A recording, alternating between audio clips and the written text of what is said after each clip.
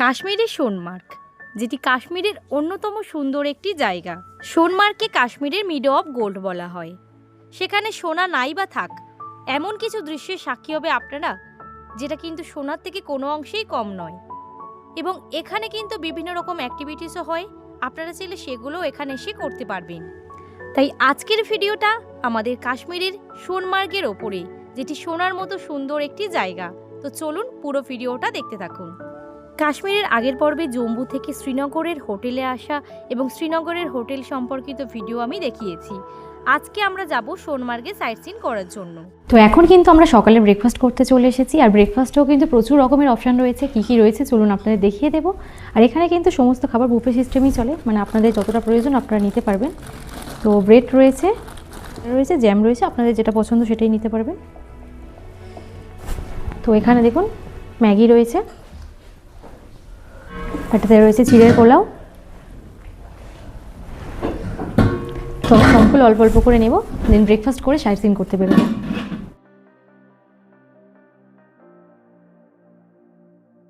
সেটা তো আপনাদের দেখিয়ে দিয়েছিলাম, সবটা অল্প অল্প করে নিয়ে নিয়েছি। এখানে নিয়েছি ব্রেড জ্যাম নিয়েছি, তার সঙ্গে নিয়েছি ব্রেড বাটার, অল্প ম্যাগি নিয়েছি, আর রয়েছে জিরের পোলাও।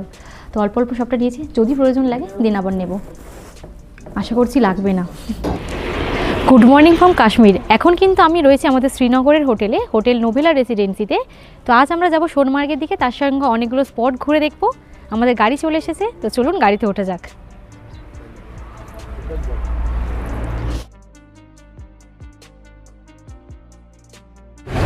তো এখন কিন্তু সোনমার্গ যাওয়ার পথে লোকাল একটা সাইট সিন করার জায়গায় আমরা দাঁড়িয়ে রয়েছি। এই জায়গার সৌন্দর্য দেখুন, একদম পিছনে দেখুন ওয়াটারফলসের মতো পড়ছে, আর জায়গাটাকে দেখতেও কিন্তু দারুণ লাগছে।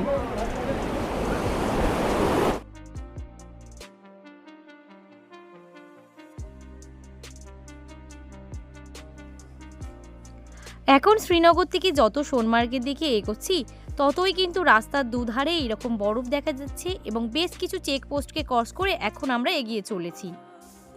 অমরনাথ যাত্রার দুটি রাস্তা রয়েছে, একটি যায় পেহেলগাঁও হয়ে এবং অপরটি যায় সোনমার্গ বালতাল হয়ে।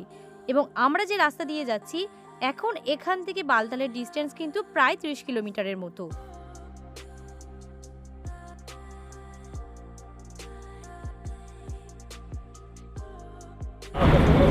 তো এখন কিন্তু দাঁড়িয়ে রয়েছি সোনমার্গ টানেলের একদম সামনে। নর্মালি কিন্তু সোনমার্গ টানেল পার করলে দেন কিন্তু স্নো দেখা যায়, বাট এখন যেহেতু উইন্টার সিজন, সোনমার্গ ঢোকার আগে থেকে চারিদিকের ভিউটা দেখুন কতটা অপরূপ সুন্দর লাগছে। একদম নতুন উদ্বোধন হওয়া এই সোনমার্গ টানেলকে নিয়ে পর্যটকদের মধ্যে কিন্তু আলাদা রকমেরই আকর্ষণ কাজ করে। টানেল থেকে বাইরে বেরোনোর সঙ্গে সঙ্গে চোখ ধাঁধিয়ে গেল এইরকম সুন্দর দৃশ্য সাক্ষী হয়ে। চারিদিকে দেখুন একদম বরফে ঢাকা।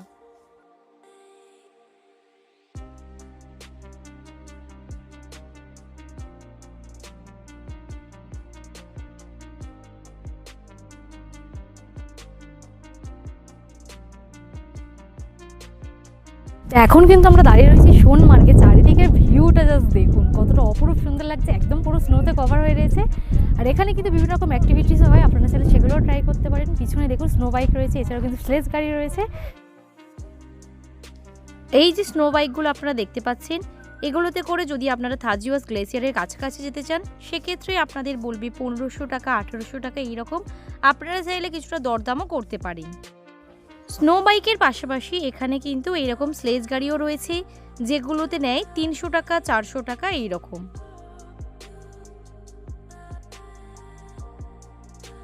Welcome to Kashmir. এখন বসে রয়েছে সোনমার্গে। বহুদিনের ইচ্ছা ছিল যে শাড়ি পরে বরফের মধ্যে ভিডিও বানাবো, তো আজ কিন্তু কাশ্মীরে চলে এসেছি। এত ঠান্ডার মধ্যে শাড়ি পরে ভিডিও বানানোর চেষ্টা করছি। ঠান্ডা কিন্তু প্রচণ্ড রয়েছে, বাট এত সুন্দর ভিউ দেখে এতটা আনন্দ হচ্ছে, এই ঠান্ডাটা কিছুই মনে হচ্ছে না। এখান থেকে পুরো ভিউটা দেখুন। কাশ্মীরকে কেন স্বর্গ বলা হয় আশা করি আপনারা বুঝতেই পারবেন।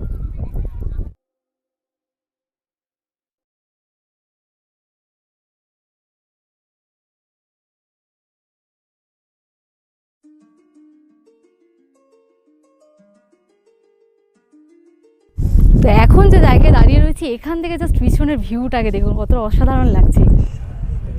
সোনমার্গের সমস্ত বাড়ি এবং এখানকার হোটেলগুলো দেখুন একদম বরফের চাদরে ঢেকে রয়েছে, আর পুরো ভ্যালিটাকে দেখতেও কিন্তু অপরূপ সুন্দর লাগছে।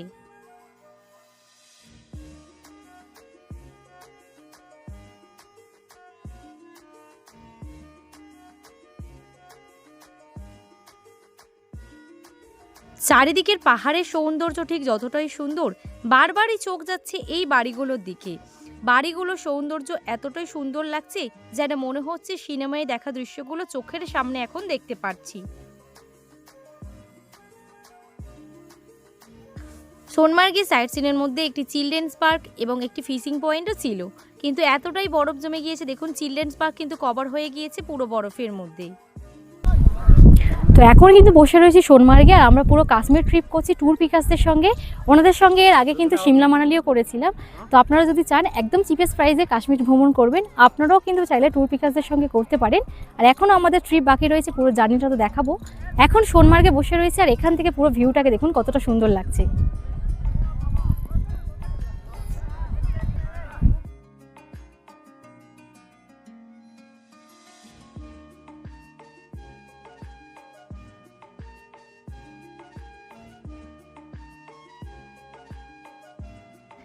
আর এই রকম জায়গায় বরফ নিয়ে খেলতে কারই না ভালো লাগে।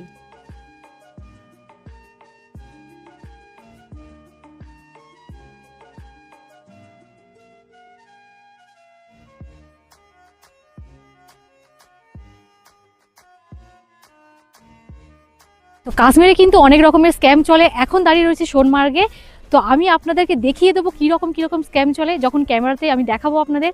এখানে কিন্তু অনেক রকমের রিল বানানোর জন্য আপনাদের বলা হবে। আমি বলছি না যে রিল আপনারা বানাবেন না, অবশ্যই বানাবেন, দাম দর করে বানাবেন। এবং হয়তো অনেক সময় আপনারা রিল বানাবেন, আপনাদের কাছে বেশি টাকা পেও চাইতে পারে। এছাড়াও আরও অনেক রকমের স্ক্যাম চলে, কী চলে সেটাও কিন্তু আপনাদের দেখাবো। আমি ক্যামেরা অনই রাখবো, তাই আপনারা এই ভিডিওটা দেখে সেই ব্যাপারে কিন্তু অবশ্যই সাবধান হয়ে যাবেন।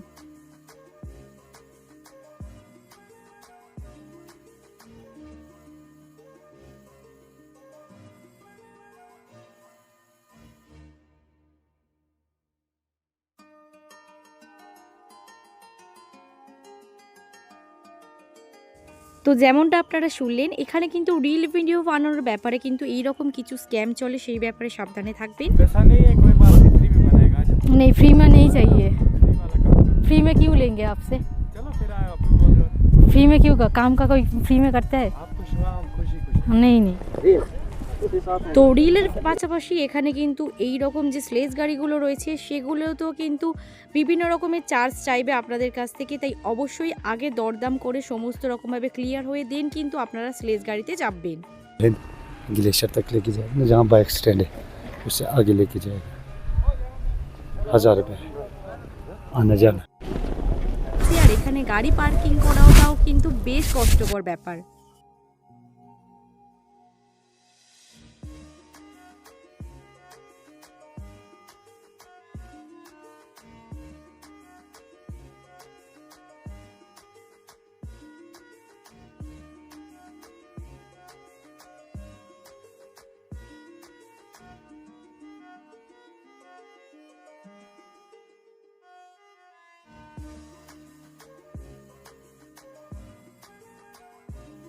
তো এখন কিন্তু পাশে যে হোটেলগুলো দেখতে পাচ্ছেন, সোনমার্গেও কিন্তু থাকার ব্যবস্থা রয়েছে। আর এই হোটেলগুলোর মধ্যে ইগলু টাইপের রয়েছে, সেগুলো বরফের মধ্যে দেখতে কিন্তু বেশ সুন্দর লাগছে। চলুন আপনাদেরকে দেখিয়ে দেবো।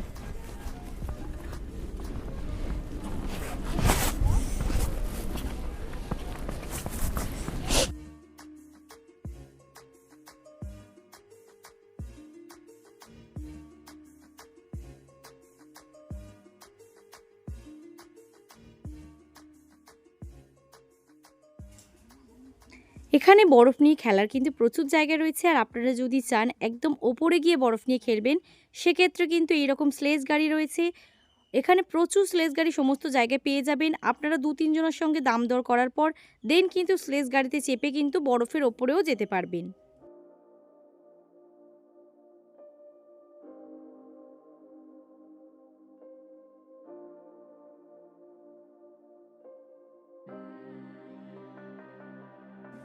কিছু কিছু হোটেলের সামনে এরকম ইগলু টাইপের ডিজাইন করা রেস্টুরেন্টও রয়েছে, সেখানে গিয়ে আপনারা কিছু খাবার খেতে পারবেন।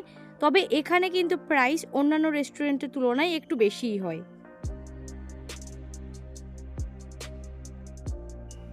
সোনমার্গে ঘুরতে আসলে অবশ্যই চেষ্টা করবেন দুপুরের আগে এই জায়গায় চলে আসার, কারণ যত বেশি বেলা বাড়বে সেক্ষেত্রে কিন্তু ঠান্ডাও আপনাদের অনেক বেশি লাগবে এবং এখানে কিন্তু বেশ জোরে হাওয়াও চলে, সেক্ষেত্রেও আপনাদের প্রবলেম হবে।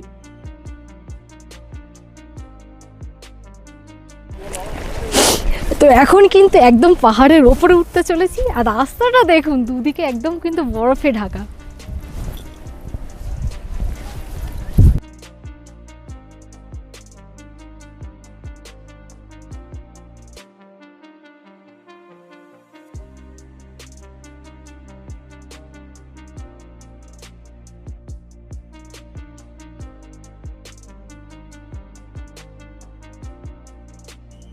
স্নো বাইকের পাশাপাশি এখানে কিন্তু এরকম এটিভি রাইডও হয়। সোনমার্গে এলে আপনারা অ্যাক্টিভিটিসের কোনো অভাব পাবেন না, এখানে প্রচুর রকমের অ্যাক্টিভিটিস কিন্তু পেয়ে যাবেন। সোনমার্গে আপনারা ইতিমধ্যে যারা ঘুরতে এসেছেন, জায়গাটা আপনাদের কেমন লেগেছে সেটা কিন্তু আমাকে একদমই কমেন্ট করে জানাতে ভুলবেন না।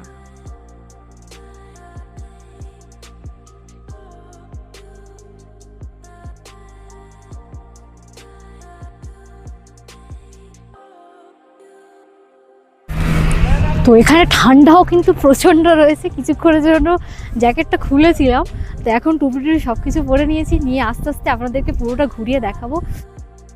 এখন সোনমার্গের একটা দোকানে চলে এসেছি কাওয়া খাওয়ার জন্য, যেটা কিন্তু এখানকার চা কফির থেকেও কিন্তু আরও বেশি ফেমাস। যারা কাশ্মীরে ঘুরতে এসেছেন তারা অবশ্যই সেই ব্যাপারটি জানেন।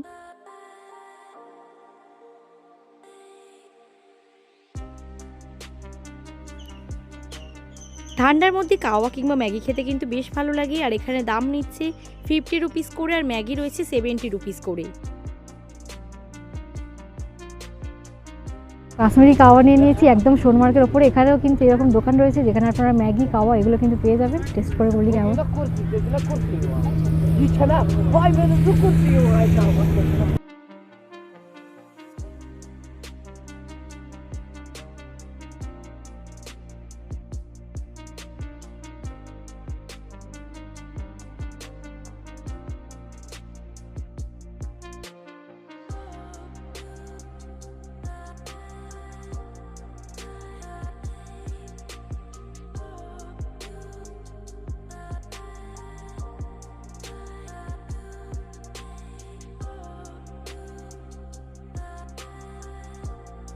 তো পিছনে কিন্তু একদম দেখতে পাচ্ছেন স্নো বাইক একদম লাইন করে দাঁড়িয়ে রয়েছে। আর এই স্নো বাইকগুলোতে চললে একদম একদম ওপরে, যেমনটা আপনারা দেখতে পাচ্ছেন, ওপরে কিন্তু যেতে পারবেন।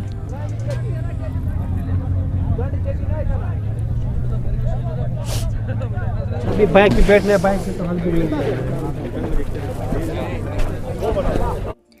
বেশ অনেকক্ষণ সোনমার্গে বরফ নিয়ে খেলার পর এখন কিন্তু দুপুরে লাঞ্চ করার জন্য চলে এসেছি। আপনারা এখানে পিওর ভেজ, নন ভেজ সমস্ত রকমেরই রেস্টুরেন্ট পেয়ে যাবেন। ড্রাইভার দাদাকে বললে ওনারাই নিয়ে চলে যাবেন আপনাদের। তো এখন কিন্তু সোনমার্গ থেকে ফেরার পথে আমরা লাঞ্চ করতে বসে পড়েছি। লাঞ্চ কিন্তু আপনাদের প্যাকেজের মধ্যে থাকে না, যেহেতু সাইট সিন করতে করতেই আপনাদের সময় চলে যাবে, তাই লাঞ্চটা আপনাদের নিজেদেরই করতে হবে। একটা রেস্টুরেন্ট থেকে লাঞ্চ করছি, তো মেনু কার্ডে কী কী রয়েছে আপনাদেরকে একটু দেখিয়ে দেবো। তো নর্মাল যেটা ভেজ থালি, মিনি থালির দাম রয়েছে 260 টাকা, স্পেশাল থালি রয়েছে 320 টাকা, 320। তো আমি ননভেজ অর্ডার করেছি। এটা রয়েছে হাফ চিকেন, যেটা নিয়েছে 400 টাকা, আর তার সঙ্গে রয়েছে রাইস, এটা রয়েছে 100 রুপিস।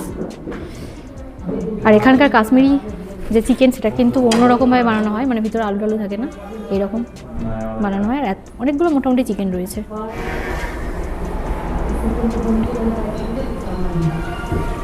এরপর হোটেলে ফিরে কিছুক্ষণ রেস্ট নিয়ে তাড়াতাড়ি রাতে ডিনার করতে চলে এসেছি।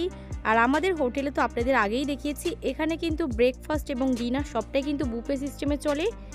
ভাত, রুটি সমস্ত রকম অপশান রয়েছে। এখানে রয়েছে পালক কর্ন পনির যারা ভেজ খাবেন, এছাড়াও কিন্তু একটা ডেজার্ট আইটেম রয়েছে, তার পাশাপাশি রয়েছে ডাল, সবজি, চিকেন কারি। তো আজকে দ্বিতীয় দিন ডিনার করতে বসে পড়েছি। ডিনারের মধ্যে কিন্তু ভাত রুটি দুটো অপশানই রয়েছে, তার সঙ্গে রয়েছে ডাল, একটা মিক্সড ভেজ ছিল যেমনটা আপনাদের দেখিয়েছিলাম, পনির ছিল, চিকেন রয়েছে, তার সঙ্গে রয়েছে স্যালাড, আর ডেজার্ট আইটেম এটা রয়েছে। তো আমি পনির নিয়ে নিই, একটা রুটি নিয়েছি, অল্প করে রাইস নিয়েছি। আর যদি কিছু লাগে, এখানে কিন্তু বুফে সিস্টেম চলছে, আপনারা কিন্তু আবার গিয়ে নিয়ে নিতে পারবেন।